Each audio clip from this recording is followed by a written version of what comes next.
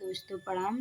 लेट्टू गोपाल अवधी भाषा पे एक सोहर गावे जाते ज्योतिया माई के। आपका अच्छा लगे तो लाइक करना, कमेंट करना, शेयर करना। डोलिया ही चढ़िया में ज्योतिया माई गली घूमई तो गली गली घूमई हा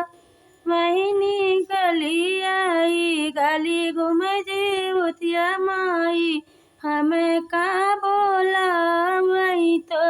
हमें का बोला मई हो सखिया गली गली घूमती ज्योतिया माई हमें का बोला मई हो हाथ जोड़ी बिनवई रही तरम ज्योतिया माई मना मई हो मैया मोरी मम्मी बाटी तोहर बरतिया तो तोह का मना मई हो मैया मोरी मम्मी बाटी तोहर बरतिया तो तोह का मना मई हो गलिया की गलिया घूमै ज्योतिया माई डोला चढ़िया मई तो डोला चढ़ी घूमई हो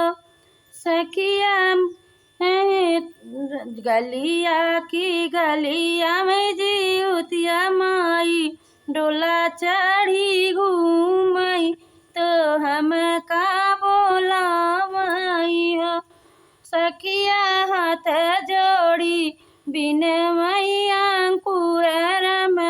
तो मैया के मना मई तो मैया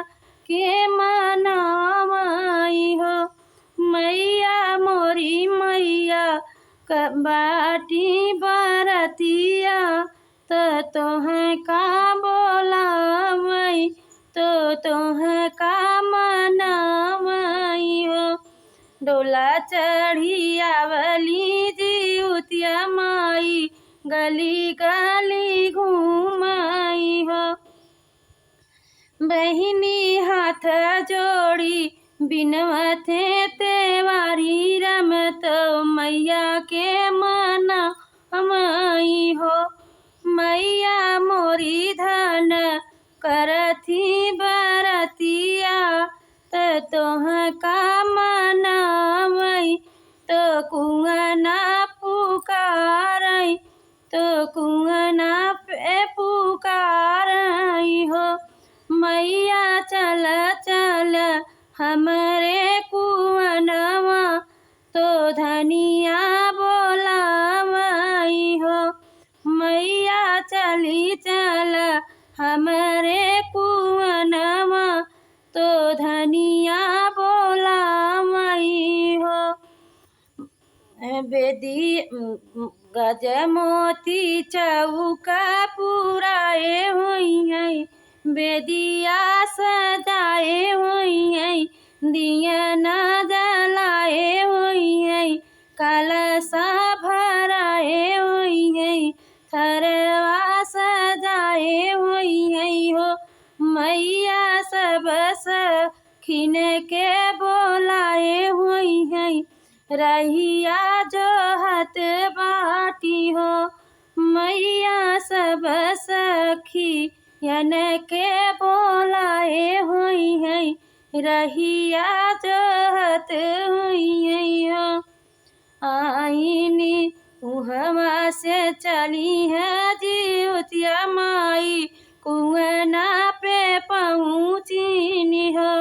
बहिनी देखी के पूजनिया ज्योतिया माई मन हर सत भाई मन मन बेहसई तो जियरा जुड़ाई गई हो गंगा ही बेदिया पे ज्योतिया माई बैठा मई निहुरी पैया ला गई तो चरण पखारई हो सेवई निहुरी पैया ला गई तो अरती उतारई हो। मैया हुरी सखिया निहुरी निहुरी पैया लागई तो अरती उतारई तो मैया के मनावई हो। मैया खुश भैली देखी के पूजनिया मगन होई गईली हो। मैया भरी मुख दिहलियसी इसे बढ़ई तोहरा वंश बढ़ई तोहरा वंश हो। तेवई जुग जुग बढ़ई तोहरा ललना अमर होई पियवा अमर होई पियवाई हो। तेवई सजल रहई तोहरा मंगिया सदाई सुख करऊ सदाई खुश रहू हो।